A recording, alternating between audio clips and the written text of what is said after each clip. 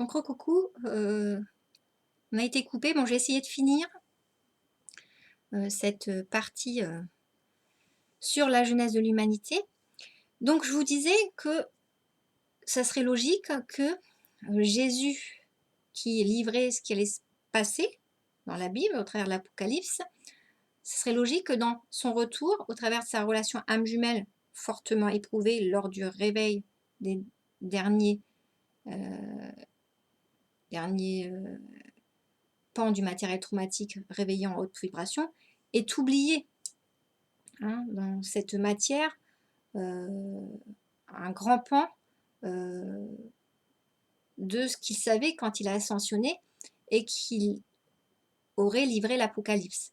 Donc on peut se dire qu'à l'heure actuelle, comme toutes les âmes jumelles, Jésus se réveillerait à cette réalité et qu'il se réveillerait comme le divin l'avait fait antérieurement au fait que tous les hommes ne pourraient pas être sauvés et que c'est cette lignée adamique qui avait les bons codes naturels pour exister dans ce monde yang, à savoir les codes yang dans un monde yang. Au départ, le divin ne pouvait pas le savoir. Il aurait été entre ces deux créations déchirées, dans le sens où il aurait voulu les sauver toutes les deux, puisque toutes les deux auraient fait du matériel traumatique, mais ce serait aperçu, comme nous nous apercevons aujourd'hui, nous, dans l'humanité, qu'il y aurait une lignée qui aurait ce fonctionnement individuel d'amour tourné vers l'intérieur, ce fonctionnement égocentrique d'amour, voire entre guillemets pervers quand le matériel traumatique se réveille fortement, et il y aurait cette lignée adamique ouverte dans son amour sur l'extérieur, car cette lignée serait polarisée, et c'est cette lignée adamique qui pourrait vivre sur cette terre. Donc le divin aurait été déchiré de douleur comme Jésus devrait le vivre, ainsi que les âmes jumelles à l'heure actuelle, de voir que cette lignée adamique, qui pourtant a fait tant souffrir la lignée, que cette lignée pré-adamique, qui a autant fait souffrir la lignée adamique, ne pourrait pas survivre, puisque créant du matériel traumatique, cette lignée pré-adamique ne peut pas vivre de façon indépendante dans ce monde et qu'elle a besoin, cette lignée pré-adamique, de phagocyter l'énergie de la lignée adamique. Mais en faisant sol, la lignée adamique est fortement en danger à chaque fois. Elle est pompée dans son énergie, elle peut développer des mouvements d'insécurité, de sacrifice, des mouvements suicidaires, des mouvements aussi d'impulsivité dangereux, auto-hétéro-agressifs. On peut imaginer, comme moi je vois en centre d'hospitalisation, les personnes de cœur qui sont fatiguées, épuisées d'avoir donné pendant des années toute leur créativité, leur amour à des personnes égocentriques et tournées que sur elles-mêmes. Ces personnes de cœur peuvent péter les plombs. Donc en même temps, donc, on aurait à l'heure actuelle cette ère des âmes jumelles qui nous mettrait vraiment cette réalité en face progressivement. Et donc c'était cela que je posais. Donc, et tout ce que je vous raconte, ça suivrait parfaitement la logique des systèmes et la manière dont l'ouverture de conscience de l'humanité se ferait actuellement.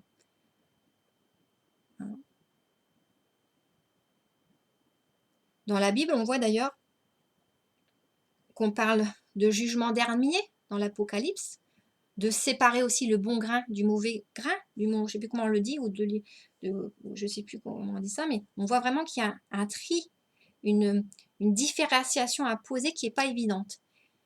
On parle de ceux qui sont inscrits dans le livre de la vie, on parle de ceux qui mourront en portant la marque de la bête, la marque égotique de la bête, on parle des lâches, on parle des menteurs, on parle des abominables, on parle des enchanteurs, des impudiques, ceux pratiquant la magie, l'idolâtrie. Donc je vous laisse réfléchir à tout ça. Il y a beaucoup d'allusions qui seraient faites afin de différencier les deux lignées, dont l'une serait destinée à s'éteindre. Lorsque l'on fait un beau dessin, il est logique de ne pas réaliser en un seul trait.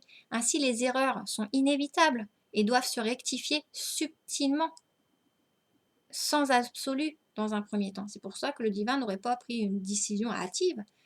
Il voulait comprendre ses erreurs, sauver tout ce qu'il pouvait sauver de juste dans ce qu'il avait créé. Hein.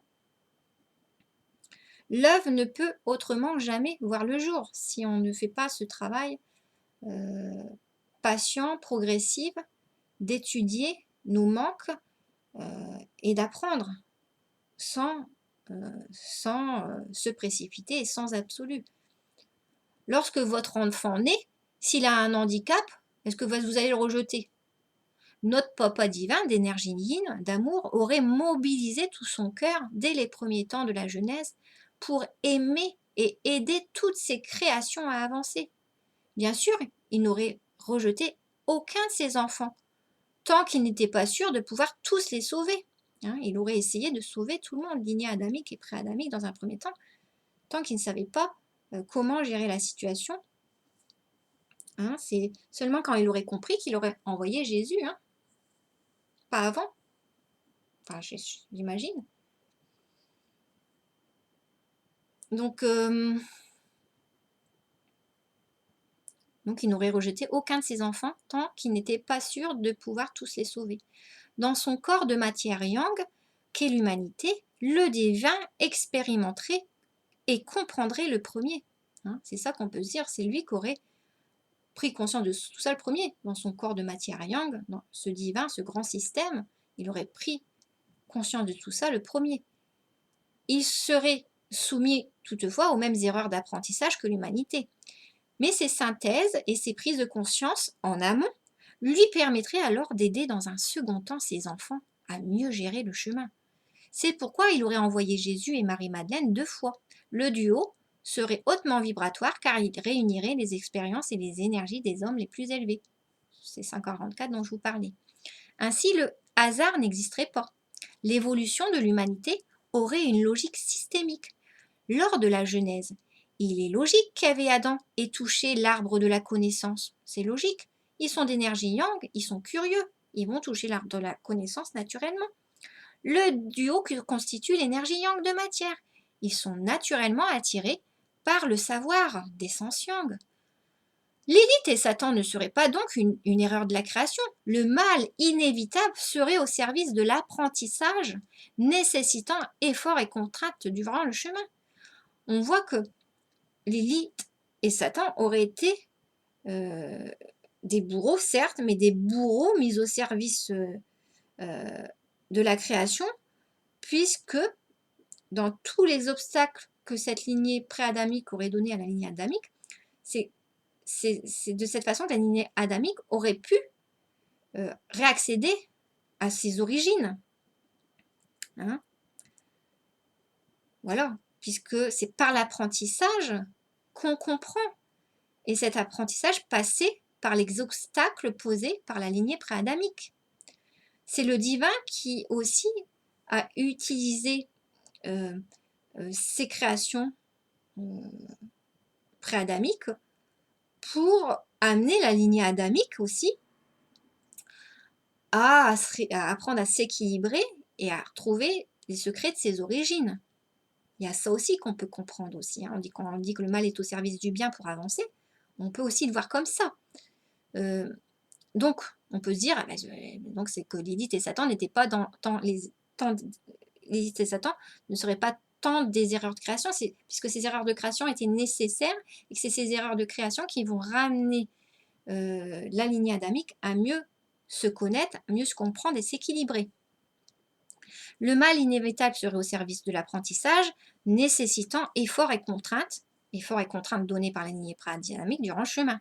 Le matériel traumatique serait obligé d'apparaître à chaque fois que nous créons et que nous nous perfectionnons dans l'expression de l'amour incarné. Hein, ça, c'est logique. À chaque fois que vous apprenez, vous créez du matériel traumatique sur le moment. Donc, on voit que ce matériel traumatique, il était obligé d'apparaître à chaque fois qu'on avance, hein, qu'on essaie de se perfectionner dans nos créations. Bien sûr, ce matériel traumatique s'éteindrait obligatoirement au fil du partage plus équilibré d'amour dans ce monde polarisé. Hein. Plus la lignée adamique apprend les bons codes d'épuration de son matériel traumatique, plus la lignée adamique va s'équilibrer et moins elle aura de matériel traumatique. Hein.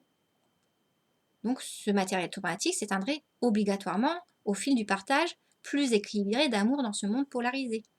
Ainsi, cette lignée pré-adamique aurait parasité la lignée adamique dès la Genèse afin de la ramener à la connaissance de ses origines. Voilà tout le paradoxe.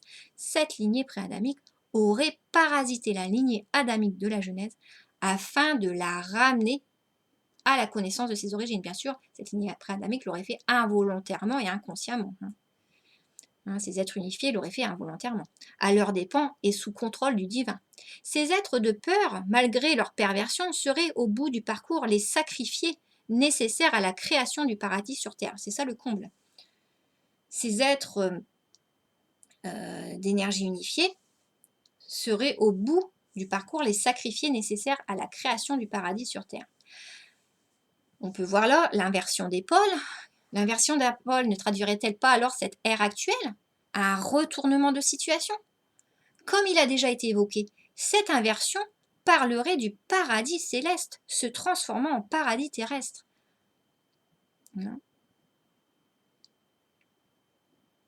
Donc on aurait vraiment une inversion des pôles où les illusions de la matière révéleraient le faux et le vrai apparaîtrait au fil de l'épuration du matériel traumatique. L'inversion des pôles parlerait également des bourreaux pré-adamiques qui seraient des sauveurs et des créateurs paradoxalement. Malgré eux, parce que bien sûr, ils n'auraient, ça se comprend, qu'un instinct de survie à vouloir se préserver, puisqu'ils sont de lignée unifiée, qui sont amoureux d'eux, et bien sûr, ils auraient phagocyté l'énergie des lignées adamiques. Donc l'inversion des pôles parlerait également de ces êtres pré-adamiques qui seraient les sauveurs et les créateurs, malgré eux, du bonheur de la lignée adamique en fin de parcours. Ils participeraient, ces êtres pré-adamiques, au bonheur en fin de parcours de la lignée adamique. Et c'est ça tout le paradoxe, l'inversion des rôles. Ces êtres pervertis se seraient échinés à maintenir les belles consciences dans l'ignorance depuis le début de la création. Ils auraient, ces êtres pré-adamiques, il fallait qu'ils maintiennent l'homme adamique dans l'ignorance afin de continuer à pomper leur énergie. Et ces êtres pré-adamiques auraient tragiquement croulé sous le matériel traumatique qui les aurait empêchés de réaliser que c'était eux les aveugles et les dindons de la farce. C'est ça le paradoxe, le comble, c'est que toute cette lignée pré-adamique aurait voulu maintenir dans l'ignorance la lignée adamique pendant tous ces millénaires pour survivre. Et en fin de parcours, cette lignée pré-adamique s'apercevrait que c'est eux les aveugles. Ils étaient tellement pris dans le matériel traumatique qu'ils ne se sont pas rendus compte qu'ils participaient à la création du bonheur et du paradis terrestre de la lignée adamique au fil du chemin. Voilà. C'est là, quand vous réalisez tout ça, dans cette logique des systèmes, portant les pires péchés en eux par leur essence imparfaite, par leur orgueil et leur méchanceté, les auraient dupés et condamnés dans une forme d'auto-sabotage. Ils n'auraient pu alors prendre conscience que depuis la Genèse, qu'ils participeraient malgré eux et inconsciemment à l'épanouissement de l'homme adamique. N'y aurait-il pas là l'expression de la justice divine et un pied de nez sublime exprimé par un papa divin? Une inversion polarisée des rôles et des valeurs, l'arroseur arrosé ou encore le bourreau sauveur malgré lui. Il n'y aurait pas une inversion polarisée des rôles et des valeurs, l'arroseur arrosé ou le bourreau sauveur malgré lui. En fait, toute cette lignée pré-adamique qui aurait été là depuis longtemps afin de tromper l'homme adamique, de le maintenir dans l'ignorance, de lui phagocyter son énergie, de le posséder au travers de ces mouvements démoniaques, à phagocyter la créativité de la lignée adamique. Finalement, comme je vous dis souvent, tout ce qui ne tue pas rend plus fort, mais cette lignée adamique, il l'aurait endurcie au fil des millénaires pour que cette lignée adamique apprenne à se protéger, à s'affirmer justement, afin de ne plus porter le matériel traumatique de cette lignée pré-adamique. Et donc, face à toutes les souffrances que la lignée pré-adamique aurait posée sur la lignée adamique, la lignée adamique se serait endurcie pour se protéger et cette lignée adamique aurait appris les bons codes de partage pour ne plus porter le matériel traumatique de cette lignée préadamique. Et cette lignée préadamique aurait bien sûr continué à fabriquer du matériel traumatique, puisque ne sachant pas fonctionner autrement que égoïstement, cette lignée préadamique. Instinctivement, ils sont amoureux d'eux, donc ils vont toujours se privilégier dans les moments fragilisés pour eux, et sacrifier l'extérieur pour leur intérêt intérieur. Alors que dans la lignée adamique, il y a une attraction avec la polarité complémentaire, donc la lignée adamique ne sera pas amenée à sacrifier l'autre pour se protéger elle. La lignée adamique va autant avoir intérêt pour le bonheur de l'extérieur que pour son bonheur intérieur. Dans la lignée préadamique, c'est pas comme ça. La lignée préadamique, vous pouvez on pourrait, comme je vous disais dans votre vidéo, avoir des personnes de lignée préadamique qui pourraient maintenir un semblant de bonne entente avec une lignée adamique tant que cette lignée adamique les nourrirait, accepterait de les nourrir dans leur créativité, mais dès qu'ils ne pourraient plus, cette lignée préadamique, dès qu'elle ne pourrait plus se nourrir de la créativité de la lignée adamique, elle deviendrait insécurisante et rebelle vis-à-vis de cette lignée adamique qui ne lui donnerait plus cette énergie dont cette lignée préadamique a besoin pour survivre. Et c'est là que plus, on le voit dans l'Apocalypse, plus il y aura d'ouverture de conscience, plus il y aura moins la lignée préadamique serait nourrie par la lignée adamique, plus ils deviendraient frustrés et certainement pas agréables pour la lignée adamique, parce que pour survivre, ils seraient amenés à révéler leur véritable nature, à savoir leur véritable nature égoïste, dans la mesure où c'est légitime, ne jetons pas la pierre puisqu'ils sont amoureux d'eux et pas de l'extérieur. Voilà, donc il y aurait, je vous dis, quand vous réalisez tout ça, en fait, il y a vraiment une logique, et cette lignée préadamique serait amenée à disparaître. Voilà, j'espère que cette vidéo vous aura intéressé, mais je vous invite à réfléchir, parce que ce sujet est fort passionnant. Bien sûr, ce sont mes lectures, mes hypothèses, mes réflexions, mais comme je vous dis, il y a des lectures plus pertinentes que d'autres. Là, je vous livrais vraiment ma façon de voir comment on pouvait approcher la lecture de la Bible dans sa symbolique, mais aussi dans ce qu'elle présenterait de plus profond. Voilà, j'espère que cette vidéo vous aura intéressé. Au revoir.